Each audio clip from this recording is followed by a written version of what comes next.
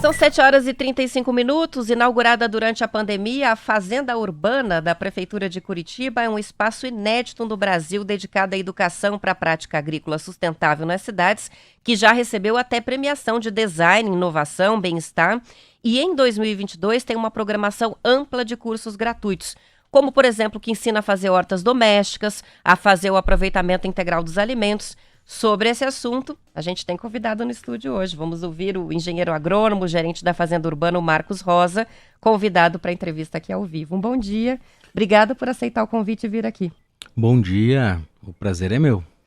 Marcos, vamos começar pelo começo, né? Para quem não conhece o projeto, embora não seja um projeto novo, mas foi um projeto que começou e que cresceu durante a pandemia e que agora provavelmente vai ser pleno, né? Do ponto de vista da realização de cursos presenciais, de toda a atividade de visitação sendo retomada com força total. O que é a Fazenda Urbana? Explica pra gente o que é o projeto e o que é o espaço físico que a prefeitura tem hoje. O projeto, ele se refere a uma escola de agricultura no meio urbano. Então é uma área que abrange praticamente 5.000 metros quadrados no Capão da Embuia. E essa área é dividida entre uma área de plantio, com muitos canteiros e muitas cultivares diferentes, e também uma cozinha-escola, um espaço de compostagem, uma sala de aula. Então o equipamento foi construído com a ideia de ser uma grande referência em agricultura no meio urbano, diferente daquela agricultura extensiva de grandes áreas. É uma agricultura de pequenos espaços, de pequenos pomares, de cultivo no cantinho da casa, né, do quintal, e com toda a técnica necessária. Daí, para isso, a gente tem uma agenda de cursos que está agora sendo colocada realmente em prática, graças a Deus, pela questão que a pandemia agora ficou bem controlada, né? Eu acredito que... Parece que estamos na reta final, né? Essa é a impressão. Final. E daí a vocação da Fazenda, que é atender as pessoas, as crianças, então ela começa, como você falou, ser plena a partir de agora. Porque daí os cursos, eles ficam numa plataforma, né? E as pessoas podem se inscrever lá livremente e vivenciar isso na prática. Não é obrigatoriamente uma agenda voltada à profissionalização, ou o que é oferecido de curso, qual que é o público-alvo, que você mencionou até as crianças, né, que fazem curso lá. Na verdade, um despertar, para fazer um despertar da comunidade da cidade mesmo, para uma atenção com relação à possibilidade de ter a sua própria horta, ou de ter uma visão diferente com relação ao aproveitamento dos alimentos, enfim. O que exatamente é essa agenda e o que abrange? A agenda ela não visa assim tornar as pessoas profissionais, né, da área, mas como você falou, é o despertar para a reconexão com a natureza, com aquela raiz rural que todos temos. E, claro, né, também como o ciclo do alimento é completo desde o plantio até a alimentação, na cozinha escola também vão ter com acompanhamento das nutricionistas, curso de aproveitamento integral, de higienização dos alimentos, de boas práticas alimentares, de usar partes dos alimentos que a gente considera que não são usáveis nem comestíveis, as plantas alimentícias não convencionais, a conservação de alimentos para outras épocas, o incentivo de alimentos de época que não vêm de muito longe, que são regionais. Então tudo isso é no universo de trazer a consciência alimentar para o cidadão, para as pessoas que querem se alimentar melhor, que querem ter uma horta, que querem ter lá um pezinho de alecrim, um tomilho na varanda, por exemplo, né? Para que todo mundo tenha esse acesso com uma técnica que como o próprio nome diz, um ensinamento ali de uma técnica para plantio, mas de uma maneira simples e acessível, sem complicações. Para consumo próprio. E na prática. De que maneira, Marcos, a pessoa agora eu vou começar a colocar a minha experiência, né, de uma pessoa que não tem conhecimento técnico, mas que gosta de ter os temperinhos, um canteiro de temperos dentro de casa e tal, né? Uma percepção que eu tenho, assim, a partir do momento em que você põe a mão na terra e entende ciclos dos alimentos e como aquilo é produzido e vê o processo todo acontecendo, me dá a impressão de que isso faz com que a gente valorize uma alimentação, inclusive, mais saudável. Porque daí você passa a trabalhar com aqueles insumos, com aqueles temperos e fazer algo mais artesanal, mais pensando mesmo no uso do que a natureza dá, né? Como é que você vê isso acontecendo a partir desses cursos que vocês dão e desse público que vai e volta ali e que volta para casa, né, com um conhecimento a mais? Isso muda o perfil de alimentação das famílias, isso muda o perfil das pessoas com relação à própria natureza? Com certeza. Eu acho que esse é o principal efeito, né, de você participar de uma prática, é você ter a noção do ciclo da natureza, do tempo que a natureza leva. E num momento onde nós todos estamos tão automatizados e desligados, talvez, de uma rotina natural, esperando só um final de semana ou umas férias para poder se conectar com a natureza, a horta e a alimentação é uma forma de conexão diária, que é, no meu ver, o que está faltando para que as pessoas fiquem mais tranquilas, fiquem mais conscientes do próprio corpo, da própria alimentação, do seu tempo, dos ciclos da natureza, das estações do ano, não de uma maneira conceitual, mas de uma maneira vivencial. Então a gente percebe, por exemplo, as crianças no projeto em parceria com a Secretaria de Educação, vem as crianças lá.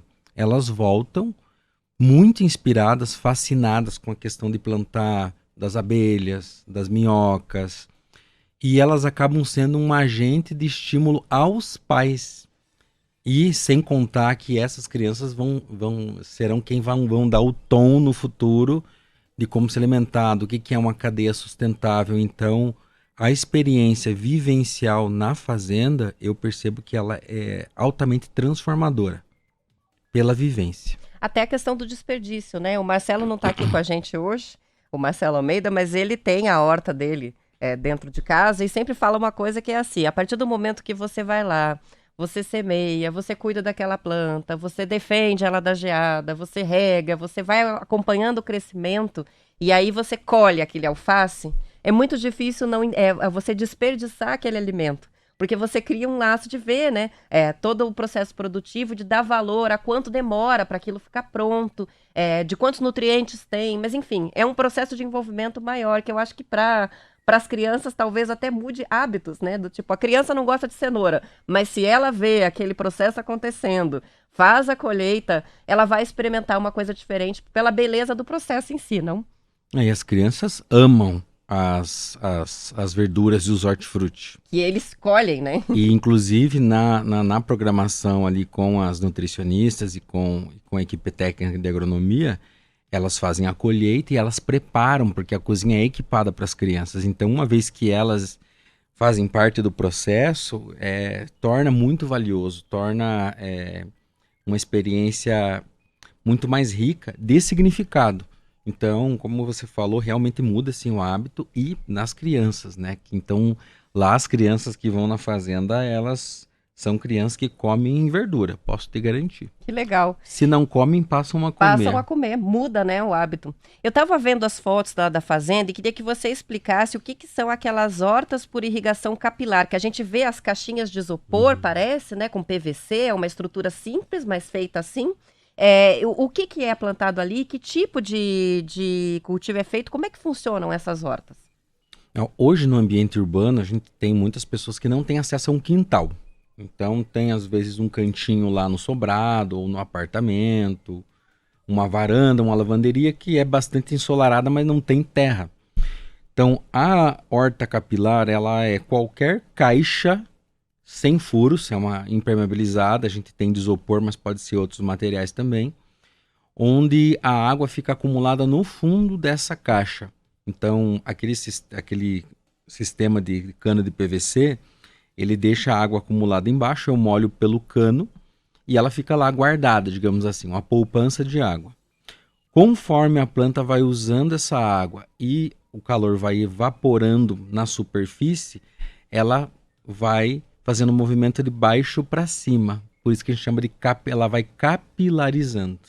Então é uma horta que tem um uso racional da água e ela pode ser colocada em qualquer local sem que haja a necessidade de ter lá a terra, né?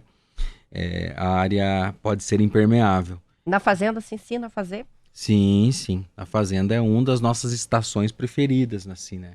Porque justamente por atende muito essas pessoas que não têm o quintal e se sentem longe, né, da questão do plantio, de observar a natureza, e a gente mostra lá que é possível, porque é uma caixa de 30 por 90. É uma caixinha pequena ali, eu posso plantar um pé de alface, um alecrim, tomilho, até uma flor comestível. Então E cria dá para uma. movimentar dentro de casa, né? Para buscar a luz do sol onde ela pega, Exatamente, né? exatamente. Então não fica preso num lugar. Você consegue. Tem essa mobilidade? Tem essa Ah, mobilidade. legal. Porque aí até apartamento dá certo. O que que se planta? Vamos pensando agora nas condições de tempo, de clima de Curitiba. O que que se pode plantar dentro de casa? Ter uma horta assim que dure? Ou tudo é sazonal? Olha, uma boa parte dos alimentos são sazonais. Por exemplo, que a gente não conhece, que cenoura tem uma variedade de inverno e uma variedade de verão. A variedade de verão ela é aquela cenoura comprida, com a ponta bem fininha. E a variedade de verão é uma que é como se fosse um cilindro, ela é mais grossa. Então, às vezes, a gente vai lá, compra uma cenoura errada e acha que é a gente que não tem mão para plantio, né? Não tem o dedo verde. Então, é uma questão sazonal, é a cenoura. A rúcula, às vezes a mostarda também, elas gostam de um clima um pouco mais ameno. Então, se você compra uma rúcula fora, né, desse período mais frio, provavelmente ela vem de um outro lugar. Então, tem toda essa questão. Agora, um tempero, alecrim, tomilho, um manjericão, uma sálvia, elas são plantas mais perenes. Então elas vão produzir menos folhas no inverno, porque o metabolismo delas fica mais baixo, mas elas vão ficar por um longo tempo. Então você é aquela pessoa iniciante que não tem aquela paciência para ficar trocando a cada 30 dias um pé de alface, por exemplo, que alface é rapidinha, 30, 35 dias. Ah, é? É, Fica pronto nessa velocidade. Que ela bom. pode ficar, né? Uns 35 dias ali. E não, eu quero só ter um alecrim para fazer um chá, para colocar no peixe, ou um tomilho para fazer preparações com condimentares. Então é uma horta mais perene, ela vai durar ali 1 ano, 2 anos, e você só vai com a tesourinha cortando os brotinhos para colocar na cozinha, na panela, e não tem que toda hora estar movimentando. É uma sugestão interessante para quem está mais no período iniciante, assim. Os temperos em geral, a gente pode plantar juntos ou é melhor separar? Tem gente que fala, olha, o manjericão não vai muito bem se você plantar outros temperos juntos, porque a gente faz o canteiro, e principalmente quem mora em um espaço limitado, apartamento, vai acabar querendo fazer um canteiro com vários temperinhos um do lado do outro. Como é que é essa questão de misturar ou não misturar os diferentes temperos que se planta numa horta dentro de casa? Pois é, a questão do espaçamento, porque quando você vai comprar mudinha, todas são bebezinhas, são pequenas. Então você coloca lá 1 a 2 centímetros da outra, quando elas crescerem, elas vão ficar numa superpopulação ali e não vão conseguir se desenvolver, porque elas vão competir por nutrientes, por água e por sol. Então o ideal é você observar primeiro o tamanho que a planta fica adulta. Então, por exemplo, numa caixinha de capilar, eu não vou conseguir colocar, num metro quadrado, eu não vou conseguir colocar 10 plantas. Porque eu tenho que imaginar que cada uma vai ter um porte. Então, o ideal é dar um espaço para elas crescerem, para se desenvolverem. E usar vaso, usar outras, mais área, né, para poder ter a cebola num vasinho, o tomilho no outro, porque senão você vai ter várias plantinhas subdesenvolvidas. Elas não crescem o suficiente porque estão muito apertadas, é Porque isso, elas vão basicamente. disputar recurso, né? Você falou sobre a questão do aproveitamento de alimentos, né? Queria que você desse alguns exemplos do que a gente costuma jogar fora e poderia aproveitar, e também de plantas que não são tão convencionais na alimentação, mas que podem ser usadas. Alguns exemplos do que a gente pode otimizar no nosso dia a dia na cozinha. Por exemplo, as nutricionistas lá na fazenda, elas usam muito talos para fazer umas farofas que as crianças adoram, todo mundo gosta. Então, o talo da beterraba, as folhas da beterraba, Que tem. geralmente vai pro lixo, né? Pois é. O próprio brócoli, couve-flor, às vezes o próprio feirante já perguntar, você quer que eu tire? Não tem porquê, porque tem vitaminas e sais minerais ali em toda a planta. Por exemplo, alho poró. Alho poró, as folhas também são utilizáveis, dá para fazer sopa, enfim. Se você faz, digamos assim, usa a cenoura, tem uma receita de pesto com a folha da cenoura, que é fantástico. Você pode colocar um pouco lá de uma menta, alguma coisa assim para dar um frescor. Então, eu acho difícil elencar o que que não pode ser Até a usado. casca da banana é usada, né? Casca da banana dá para fazer doce, dá para fazer várias preparações com a casca, biomassa de banana. Então, é só uma questão de realmente aproveitar o alimento e ver que todas as propriedades que tem no fruto vão estar nas folhas, nas partes que são menos reconhecidas, digamos assim. Qualquer pessoa pode conhecer a fazenda, participar desses cursos? Como é que é a questão do público que pode usufruir dessa estrutura?